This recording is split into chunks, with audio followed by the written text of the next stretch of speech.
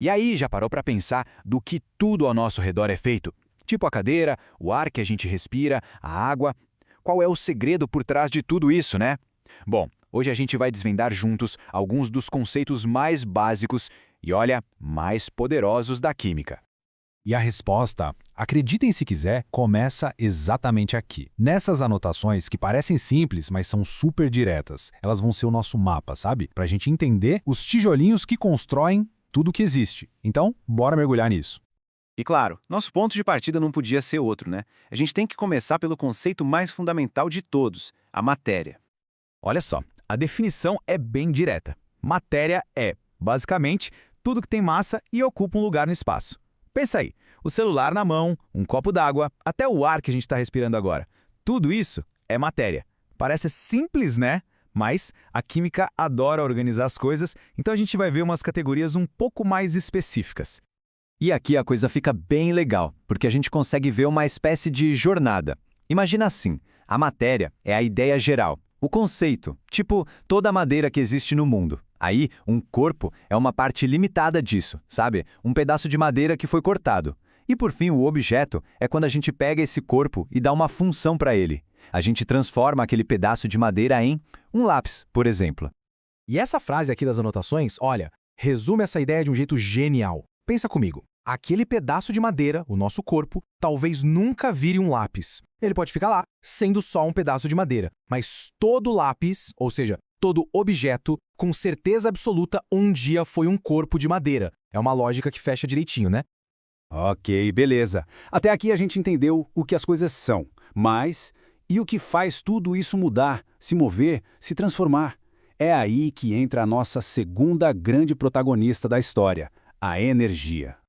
E olha que definição simples e ao mesmo tempo super poderosa. Energia é basicamente a capacidade de modificar a matéria. É o calor do fogão que transforma o ovo cru em ovo frito. É a eletricidade que faz a luz acender. É a força que a gente usa para chutar uma bola. A energia é tipo a grande força de mudança do universo.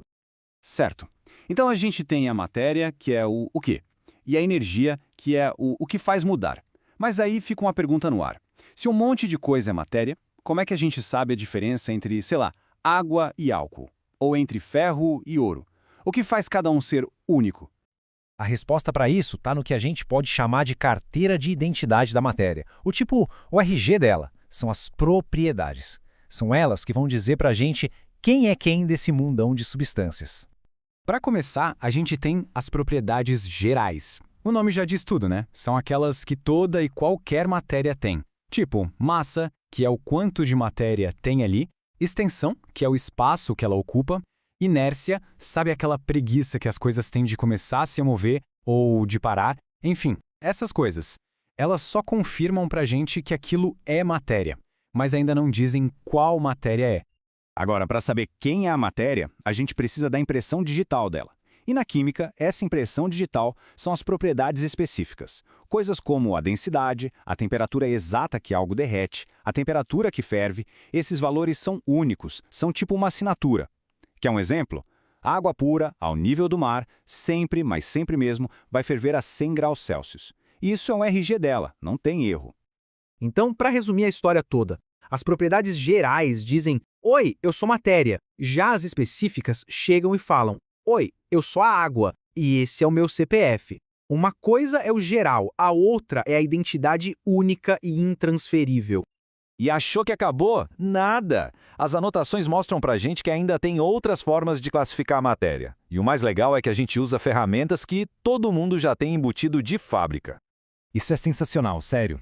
Porque mostra como a gente já é meio cientista no nosso dia a dia sem nem perceber. Nossos próprios sentidos são ferramentas de análise super poderosas. É aqui que entram as tais propriedades organolépticas. É um nome chique, eu sei, mas é para uma coisa que a gente faz o tempo todo: usar os sentidos. Sabe quando a gente vê o brilho de um metal e sabe que é diferente? Ou passa a mão numa superfície e sente a textura? Ou, o cheiro inconfundível de café passando? Pois é, a gente está usando essas propriedades. São as pistas que a matéria dá para os nossos sentidos. E para fechar, as anotações ainda falam das propriedades funcionais. Pensa nisso como se a gente dividisse a matéria em times, de acordo com o comportamento químico dela. Por exemplo, tem o time dos ácidos, como o limão, e o time das bases. E é essa ideia que também ajuda a fazer aquela grande divisão da química entre o que é inorgânico, tipo o mundo dos minerais, e o que é orgânico, que é basicamente a química da vida, a química do carbono. Beleza, ufa, vimos um monte de coisa. Agora, vamos juntar todas essas peças do quebra-cabeça para a gente ver a imagem completa. E a grande sacada é essa aqui.